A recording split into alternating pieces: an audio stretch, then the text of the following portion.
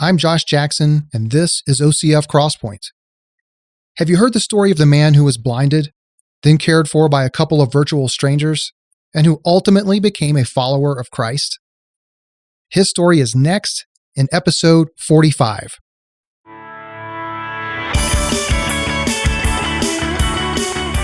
You're listening to the OCF Crosspoint podcast. This is the podcast dedicated to sharing stories of military life at the intersection of faith, family, and profession.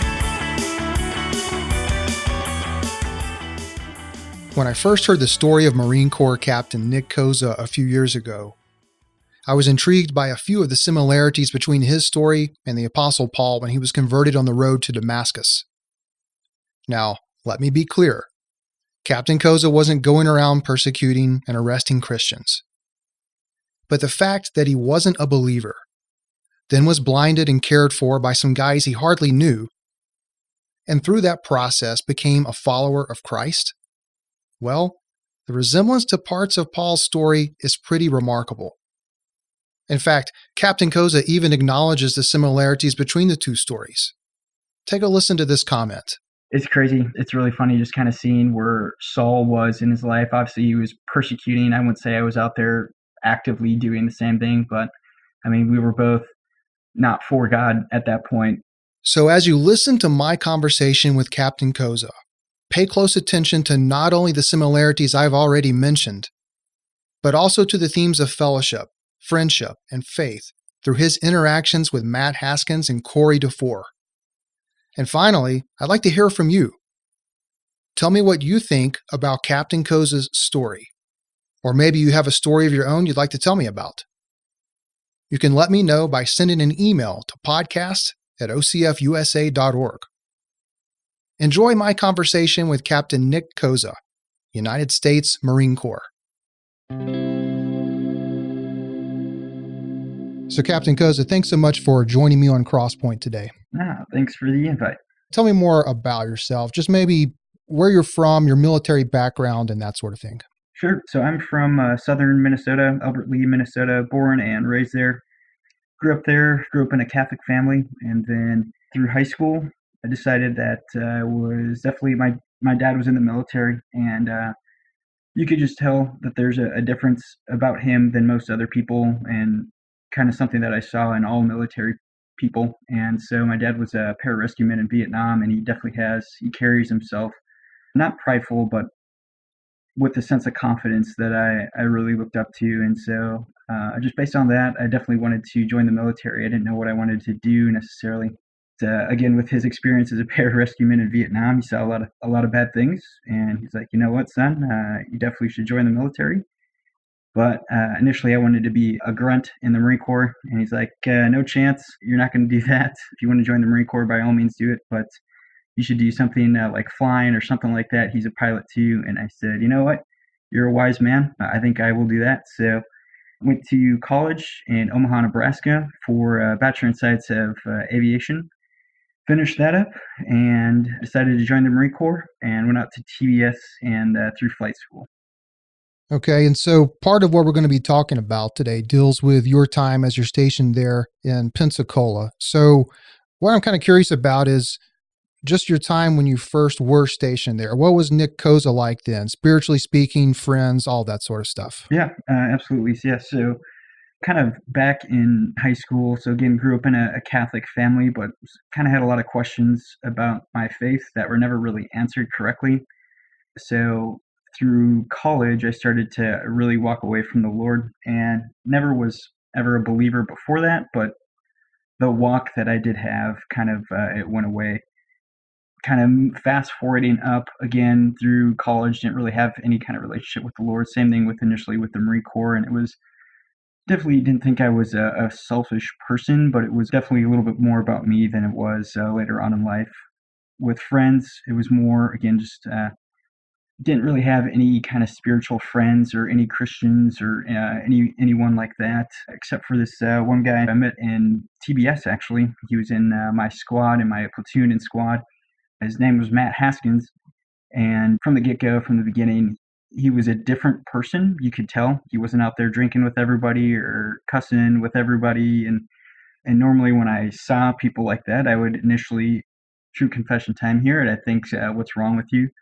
But he was a genuine good human, a good dude, great dude skills, awesome American. But he was just a good guy. He's down to earth. He'd always speak to you. He didn't look down upon you, even with, him being a solid Christian guy.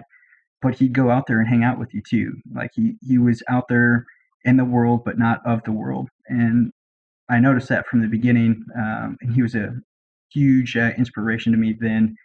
That was kind of where I was at mentally and spiritually down there in Pensacola initially. Okay, and then October 8th, 2013. And of course, that would be a day that would have a pretty significant impact on your life. Tell me about what happened around that time. Yeah, so I just finished up primary flight school, found out that I was going to Kingsville, Texas. Prior to that, though, Matt and I had been good friends now at flight school. And I just finished up flight school at that point, and I was talking to Matt. I was like, "Hey, man, I really want to do this whole jet thing. I'm really looking forward to it, but it sounds like there's no spots available." And he's like, "Well, you know what, man? Like, let's just pray about it. Let's pray for it." And no one had ever really prayed for me or over me ever. Period. So it's like, all right, this is weird, but let's do this. And he prayed over me, and it was just a unique sense of peace that I got. Only time I've ever seen that before is only directly talking to the Lord and having revelation from the Lord. It's like, you know what? Like, I don't know what's going to happen. The Lord, he orchestrates everything, and everything happens for a purpose, and it's a greater purpose than what we might see here. It's like, all right, copy, got it. And I was supposed to finish up flight school like the end of September, so September 30th of 2013. And I'd been, talking to the CEO, like, "Hey, I'd like to do jets." And he's like, "Sorry, man, we don't have any spots available." I said, "All right, sounds good." I was supposed to have my last flight. And if you don't recall, in 2013, September-ish timeframe, that's when the government shut down and ended up not flying that day. It was a beautiful day, too. And so we didn't fly, which then put me into flying in October, which is a different fiscal year. And so unknown to me is there was a spot for the next fiscal year, and that the government shutdown pushed me into the next fiscal year, and lo and behold, I had a spot available, and I selected a few days later, and that was pretty incredible. That was amazing. That was the first time I've really seen somebody pray over me and that prayer be answered, which I thought was incredible. And so going to kind of moving up to that October 8th date, October 8th was a mandatory flu shot for myself and many others, and got the flu shot, and everything was going well. And then I was supposed to leave later in that month. I think it was the 20th, somewhere in there. And that's when I started having these really, really painful headaches, and ended up starting to have issues with vision. And it ended up one day that I woke up. It was the day I was supposed to leave for Kingsville, and I finally had it. My head was a pounding headache, worse than I've ever had before, and I was having problems seeing. So jumped into my truck, tried to drive away, got about 2 feet down the road and said, I'm going to either kill myself or someone else. So backed myself back into the driveway. That was the first miracle that I've observed from the Lord. After that, I went inside and I asked my roommate if he could give me a ride back or to the hospital. And he said that he was busy with some other things, and said, "Hey, man, this is kind of emergency." And he said, "Got it. I'm busy." I said, "All right. Not sure what to do here." So I called up Matt Haskins, and I asked him for a ride out to one of the hospitals, which he finally drove over, picked me up, and took me down to the hospital. And for everybody, especially in the Pensacola OCF, or at least people that have flown before, he had his first flight in the T6 the next day. And if you have been in there before, it is not the place where you want to not be studying and busy taking your friends to the hospital. So he took a lot of time out of his day to take me out to the hospital. Got to the hospital, they did a bunch of tests, and they came back and said, "Hey, we're pretty sure that you have cancer, but you can go home and come back tomorrow. We'll let you know for sure." And it's like, all right, got it. Thank you. And we proceeded to go home. And so on the way home, it was kind of a shock to me, as I was kind of in this, I got exactly what I wanted. I've been getting everything that I've wanted in life. And I hit this moment in time and space where everything was, it looked like going to be chopped out from underneath me. Not only losing a lot of those things, but, I'm not entirely sure if this means I'm going to pass away soon. So there's a lot of things were kind of moving around in my head. And obviously Matt could, he could tell. And so he stopped, and as we were driving back, he's like, "Man, I'm going to pray for you right now." And so we prayed over it, and he said a lot of the same things that he prayed for when I selected, just God's will, and a lot of things like that happening. And it was just a unique experience where somebody was praying over my life and my health and my safety, but it wasn't just, "Hey, I pray that he's good," but it was, "Lord, that your will be done. You are the great physician. We don't know what's happening, but your will is going to be done, and we're thankful for it." And it was just blowing me away. And obviously, that was a huge inspiration to me, and it was very helpful in that time to hear Matt praying over me. So I came back the next day, and they said, "Hey, you don't have cancer, you've got multiple sclerosis." It's like, all right, cool. What does that mean for me? And they said kind of the same thing. So MS is an autoimmune disease. So it's not necessarily, it's a bad disease, but not necessarily cancer. There's some ways to manage it that are not as bad as chemo. And so they're like, "Hey, we're going to do some more tests." But my vision physically was, so to be legally blind is 2,200. I was at 2,400. So if you do me a favor, if you put your hand out in front of you right now, you spread out all your fingers, you see five, hopefully you see five fingers. That was a tan blob to me. So I could not see. I was listening to TV at that point. Okay, so when you pulled out of the driveway that day, I mean, you're saying at that point as well, you were probably sitting at 2,400? It wasn't quite that bad yet. It got progressively worse throughout the day. It was not good by any means, but it was definitely not that bad when I tried to leave. All right, so you've been told, hey, it might be cancer. Hey, it might be multiple sclerosis. Mm-hmm. So what's going through your mind at this point? And then when did they kind of come back and really connect the dots that, hey, it might be related to the flu shot? That actually took a while. So yeah, initially I think it was just kind of a stab in the dark for the cancer thing. Never quite got the answer to that one. But MS, there was, so what I had were dual optic neuritis. So the optic nerve, so the nerve that connects your eyeball to your brain, both of those swelled up. And that's where I started having the massive headaches, because obviously pressure in your brain, that's not a good thing. And then also if that optic nerve is extremely sensitive, so anytime it does anything, that's where my vision issues were coming from, which is sometimes or oftentimes a common symptom with multiple sclerosis. But the caveat is, so when they were telling me all these things, they're like, "All right, we need to get some MRIs done, do all those other things." And when they did that, usually the telltale sign is, "Hey, you have MS," is when they see lesions, or basically these little cuts in the frontal lobe of your brain, which that's indicative of multiple sclerosis. And they never saw those. And so they're like, "Well, it's got to be, there's no way it's not."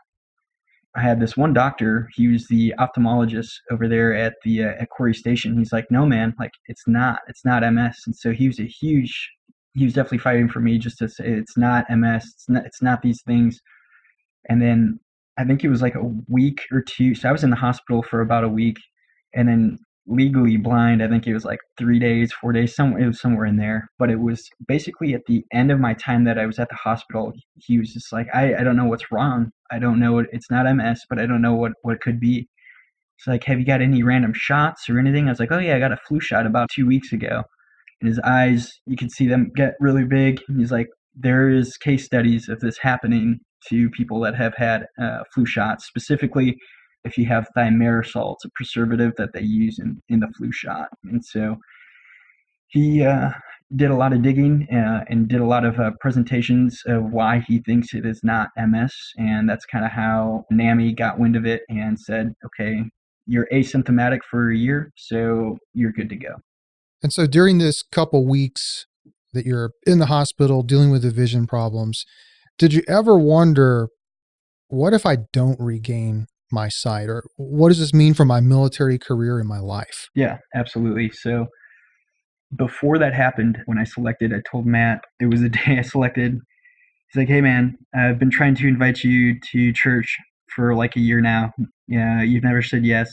You never go to OCF, which, by the way, if you're talking to a unbeliever or non-believer, let him know what OCF is. It's not out of control flight, which I blew me away for like a month. I was like, dude, I don't know what you're talking about. So it's like, hey, I've been trying to invite you out to OCF and church. Like, you need to come.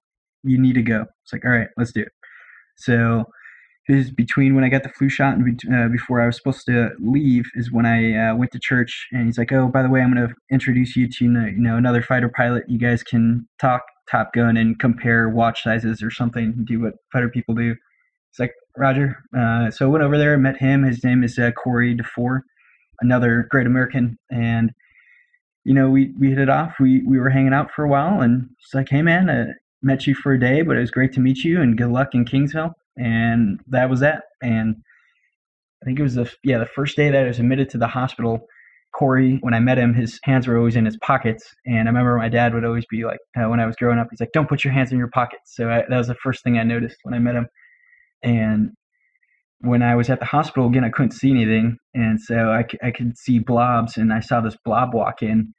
And I could see where his hands were in his pockets, and I heard him speak. I was like, man, I'm pretty sure that's Kory, but it's like, there's no way. This guy's he's got a career. He's got an awesome wife and 2 awesome kids at home. Like, there's no way this guy's going to come over here and talk to me. He's like, hey, it's Kory, just checking in to see how you're doing. And it's like, holy cow, man, you are so busy, yet you took time of day to come out here and to visit me. And that just blew me away. I was like, what are you guys drinking? Like, what is the Kool-Aid? I need it. It was amazing to see the amount of respect and caring that somebody could have for somebody else that they've never known. Okay, so Kory is stopped by. I presume that Matt, during that same period of time you're in the hospital, stopped by. What did getting involved with OCF look like? You're in the hospital, so how did you get hooked up with OCF?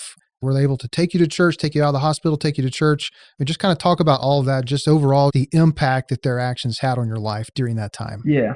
So Kory and Matt were both like, hey, man, we're going to church. As soon as I was out of the hospital, it's like, we're going to church. And I was like, all right, let's go. Because I remember praying to Matt. It was like, hey, if and again, this is like a standard new guy prayer, right? Of, Lord, if you can get me through this, I'll believe. It's like, oh, okay, got it. But like, that was my prayer. And he's like, all right, man, like, I'm holding you to it. And things were kind of turning up. Not necessarily my health was okay, but me flying was in question. But he's like, dude, so far we're 50-50, man. And it looks like it's going to be in your favor. And I was like, all right, like, let's go to church. So we started going to church. And then he's like, no, I got another thing too, that OCF, we should go to OCF. And so that's where I went to OCF. I think that's when Chet and Michelle Arnold were just checking into. And so they were the new guys when I was the new guy over there, going to, I think it was Grace up in northern Pensacola. And so there's a huge opportunity for me to go there. And that's where all this, I got a Bible. I was able to go to church on Sundays, Bible study on Sundays, OCF on Wednesdays, Stronghold on Mondays. And I was just really able to immerse myself in the Word, and it was amazing. It was so awesome to see what the Lord was doing in my life at that point. And all of a sudden, I've always wanted to fly. I always, that was such an important thing for me. And all of a sudden, that stuff started to go away. It was just a matter of, I don't know what's happening. Lord, your will be done. And it made sense to me. And it was incredible watching that transformation starting to happen in my mind. And it was just because, Matt invited me out to church, going to OCF, getting plugged in, reading my Bible. Obviously, that's a big one, the most important one. It was just an ability to start growing in my spiritual life before I actually was a believer, letting that start to build. So when I finally did, December 15th, 2013, I was at a Starbucks with Kory just before we were going to church. We were doing a little Bible study. We were reading through James, and consider it pure joy, my brothers and sisters, whenever you face trials of many kinds. And then there was finally another one. Therefore, get rid of all moral filth and evil, which is so prevalent, and humbly accept the word planted in you, which can save you. That's James 1:21. And it's like, what are you waiting for? It's like, what do you mean? It's like, why do you keep saying no to Christ? Why don't you let him in? Well, I got to do all these things first. apparently I swear too much. God, I don't think I can ever fix that one. Just the list went on and on. It's like, dude, you're not perfect. You're never going to be perfect. Get rid of the moral filth, and that word is in you. And it just, that humbly accept the word planted in you, which can save you. That word is in you right now. It's been with you since day one. That to me was the moment. That's when I accepted Christ in a Starbucks on the way to church. So it's funny where that stuff happens, but that's kind of, again, the reason why I was able to get that breakthrough so quickly is just the fact that, Matt and Kory were reaching out to me and just, let's go to church, let's go to OCF, let's do these things. And then it wasn't so much a hassle, like, oh, I guess I got to go. And it was like, this is actually fun. This is fulfilling something that I never was able to fulfill in the world. No amount of partying, no amount of accolades or anything that I can ever do was fulfilling it like getting in the word was. And I owe that to Matt and Kory and to OCF. All right. So roughly 2 months later, then you're giving your life to the Lord. Had your vision cleared up then by that time? I mean, at what point are you kind of back to, I guess, whatever normal is for you, 2020 or whatever it is? It's probably in that ballpark is when it was back to around 2020, 2040-ish. So it was still not quite there. I also had some pushback had a little relapse at that point. And so NAMI was at that point saying, hey, for 1 year, you have to be asymptomatic. So no symptoms, not falling back into any issues with vision. And I was very scared at that point. But yeah, that was happening around that December timeframe when I accepted Christ. And so I was scared, but at the same time, it was, it's like, this is all I've ever known, but there's got to be something else out there that apparently the Lord wants. He's opening and shutting these doors, obviously, how he sees fit. And not entirely sure which one's going to be open in a year, but there's going to be something open. So, Captain Koza, as I hear you tell your story, I can't help but wonder, when you read biblical accounts such as the conversion of Saul into Paul, or you hear lyrics like, was blind, but now I see from Amazing Grace. I'm just curious, do those take on new meaning for you as a result of the experience that you've had? Yeah, absolutely. It does. It's crazy. It's really funny just kind of seeing where Saul was in his life. Obviously, he was persecuting. I wouldn't say I was out there actively doing the same thing, but I mean, we were both not for God at that point. And just to have something so black and white, something like that happen so obvious, so kind of life altering and changing. It's kind of cool to actually see that well, it wasn't at the time, but it's awesome to see that and just kind of going through those moments. So what did this experience teach you about the value of fellowship? I mean, you had Matt and Kory who got you involved in church, got you involved in OCF. And it sounds like those are things that the idea of Christian fellowship as we know it is just something that you really weren't involved with and didn't maybe fully grasp before you had this incident with the flu shot. Yeah, absolutely. So fellowship, you have to have it, period, dot. You got to find it. You got to have those ways to, as a Christian, you got to have those ways to send out pings into the ready room or wherever you are. You got to be able to, what are you doing on Sunday? Well, I'm going to church and then I, doing this and that. And just, if it weren't for Kory and Matt being so persistent, it would have been difficult. I'm sure the Lord would have found other ways, other people, but he picked Matt and Kory and they answered that, which is awesome. It says a lot about their character. But going to church once a month or once a week is, obviously we need to do that as Christians, but you're not necessarily having an opportunity to really sharpen yourself. So that's where things like OCF comes into play, like big time, or just any kind of Bible study that you guys can have at your own home.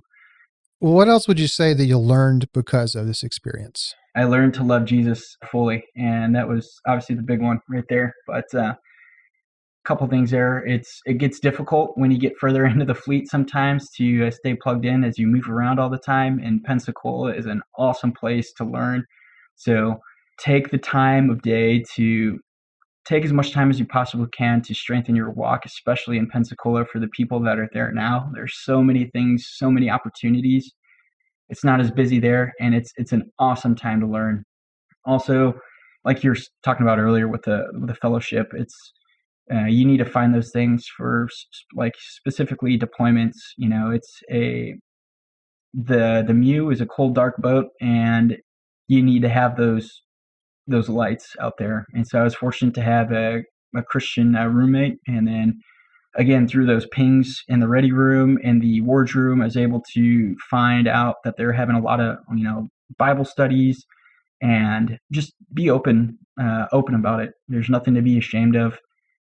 Yeah, so I'm assuming that you, Matt, and Kory aren't still stationed together. So with that in mind, do you have a Matt or a Kory around you right now, wherever you are? So I'm never going to be able to really replace those two. They're awesome. They're great guys, but there definitely are Kory and Matt like people here right now in Yuma. And again, just moving around, there's always one or two here and there. Fortunately, again, my roommate, I've been able to, him and I have been kind of a accountability with a decent amount of things. I would say still get in contact with those people from your past, but absolutely don't think that it has to just be them. Always make those new friends, make those new Christian friends, especially. And so I'm assuming at this point, as we're talking, what is this now, 5 or so, 6 years later? Yeah. That you've regained your sight. It didn't have any sort of adverse effect on your military career? Yeah, that's correct. Just a little bit older than my peers, but other than that, I am tracking. When you share your story with people, how do they typically react or respond? I think a lot of people will talk about just how fortunate I was to have people like Matt and Kory and OCF, like those type of things. Again, all the circumstances are always something that they pick out, but it's always the fact that I was able to have a friend like Matt take me, with a very busy time of his life, of just like, hey man, I'm going to sacrifice that time for you because it's important. And then same thing with Kory too, just the sacrificial types that both of them are. I definitely think that people pick that out quite often because that's something that stood out big time for me. I definitely think that's something that stands out. Yeah, something that just came to mind as you were giving your answer to that question and my previous question to you about are there any Matts and Korys in your life? It kind of made me wonder, now that you're a believer, you're 5-6 years into your new life in Christ, are there any Nick Kozas around that you've been looking out for? There have definitely been, not necessarily my same circumstances, but there have definitely been a lot of, I've seen quite a few friends that are born again believers, but just kind of, they just kind of lost their path. And I feel like that to me has been something that I've been able to fortunately speak life into a lot of those people. And some of them have come back and other ones are still kind of on the line. But I feel like those have definitely been the ones that have stood out more to me. I've been able to speak about my faith in the ready room a few times, which has been awesome. But nothing has really happened. And I've tried to water that. Again, there's only so much you can do. But I feel like the ones that stand out to me has just been the ones that, again, they know the right words, they know the right things, they know the truth, but the world can be occasionally very appealing. It can be very manipulative. Just like Adam and Eve, they can, the enemy can definitely deceive you very quickly. But I think just talking to those guys, I think have been a huge inspiration for me. So if listeners took away only one thing from your story, from this conversation today, what would you hope that it would be? Don't be afraid to invite people out to church. Don't be afraid to talk about your faith. Because again, we live, especially in the military, military is getting further and further away from Christ-centered, and it's becoming harder and harder to have conversations about Christ. So just be willing to speak about it. I mean, it's not jamming stuff down people's throats. Just be open with it. Just be honest. Hey, I don't believe in getting drunk, because of my faith. And it says not to do that. I don't believe in XYZ because of this, because of the Bible. And that's what it says. And don't be afraid to say that. It's amazing. You will definitely get pushback, but it's amazing to see if you stay honest with it and true to that, what you're saying, people will respect you for it. They will give you a lot of decent amount of crap for it initially, but eventually they will grow to respect you as long as you continue to stay the path. So stay the path, continue to put out pings because that is extremely important too. Yeah, well said. Well, Captain Koza, I really enjoyed chatting with you today. Thanks so much for coming onto the show to tell your story. Absolutely. Thanks, sir. So that's going to do it for another episode of OCF Crosspoint. And as always, if you have an idea for a guest, topic, or story you'd like for us to consider on a future episode of the show, send an email to me at podcast@ocfusa.org. Thanks for taking time out of your schedule to spend it with us. We hope that you'll join us for the next episode of OCF Crosspoint. The views expressed by the hosts and guests of Crosspoint do not necessarily reflect the official policy or position of Officers Christian Fellowship of the United States of America, its governing council, staff, or of the U.S. government, the Department of Defense, or any branch of the U.S. Armed Forces.